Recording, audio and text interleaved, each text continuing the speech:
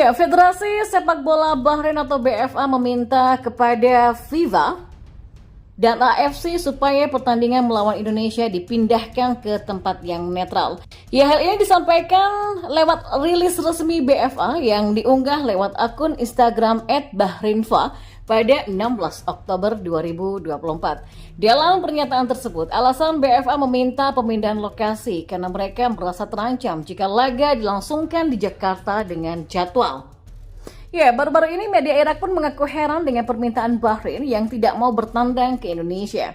Menurut media online Irak, yaitu @irakfootballpod, Indonesia merupakan negara yang indah yang dipenuhi oleh orang-orang cantik di dalamnya.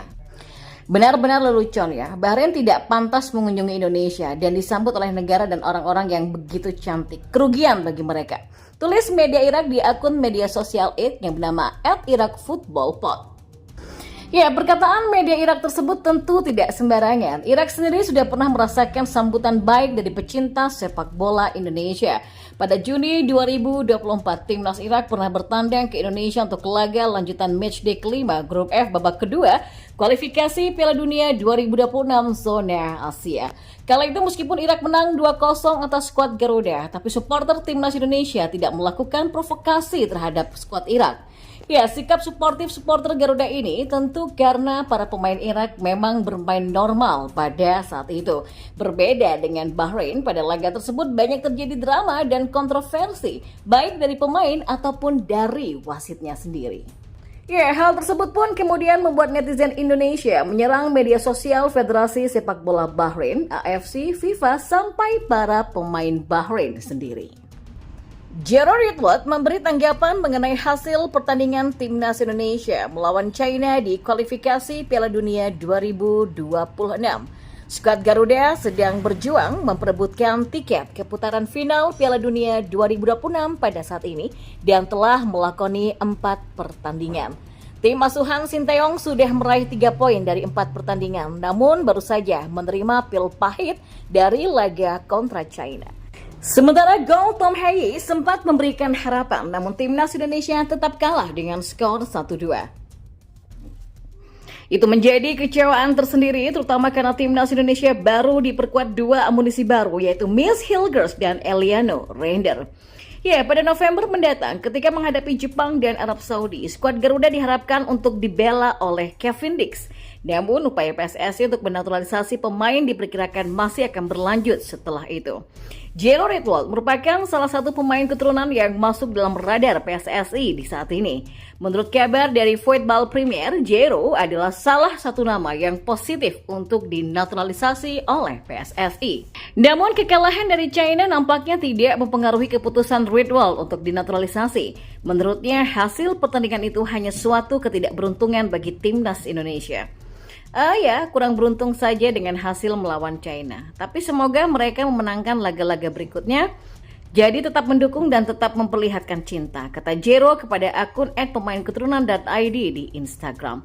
Ya, sebagai informasi, Jero merupakan seorang gelandang bertahan berusia 28 tahun yang pernah berkarir di Ajax Amsterdam dan juga Crystal Palace. Ya, pada musim panas lalu, dia dilepas ke Royal Antwerp, klub asal Belgia, namun baru melakoni 2 pertandingan akibat mengalami cedera. Dan kita beralih ke informasi bola selanjutnya. Ya, pelatih timnas Indonesia Sinteyong menjawab pertanyaan yang hadir di benak supporter ketika menyimpan Tom Hayi dari bangku cadangan. Alih-alih menyimpan sebagai 11 pertama, Sinteyong memilih untuk menurunkan Tom Hayi di bangku cadangan ketika timnas Indonesia bersua di laga kontra China. Alhasil, timnas Indonesia pun kalah tipis 1-2 dari China di Stadion Qingdao Youthful Bad Qingdao pada Selasa kemarin. Ya, Tom Hayi main di babak kedua dengan menggantikan Miss Hilgers. Saat itu kondisi timnas Indonesia sudah tertinggal sebanyak 2 gol. Ya, permainan timnas Indonesia pun dianggap membaik di babak kedua. Bahkan Tom berhasil mencatatkan 1 gol saat memanfaatkan bola muntah dari hasil lemparan ke dalam Pratama Arhan. Ternyata Sinteyong punya alasan sendiri kenapa dia menyimpan Tom Hayi di bangku cadangan. Ya, ternyata pemain yang kini memperkuat Almer City ini tak bisa bermain selama 90 menit.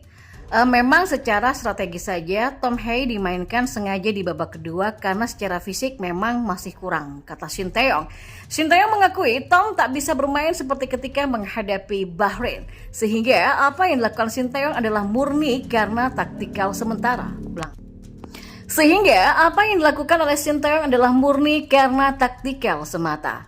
Tom Hye nggak bisa bermain 90 menit, apalagi lawannya lebih kuat pada babak pertama, kata Shin Tae-yong. Ya, Shin Tae-yong mengakui sebenarnya taktik yang dia jalankan di babak pertama seharusnya tak jadi kebobolan. Sayangnya, 2 gol mudah China tersebut membuat Shin Tae-yong harus meramu tim lebih kuat di babak kedua.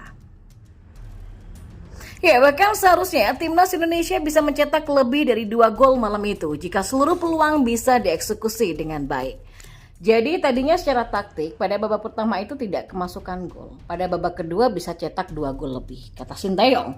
Ya, Shin Tae-yong memang menyayangkan kekalahan tersebut, tapi bukan berarti taktiknya ini sengaja mematikan permainan tim khususnya Tom Hye.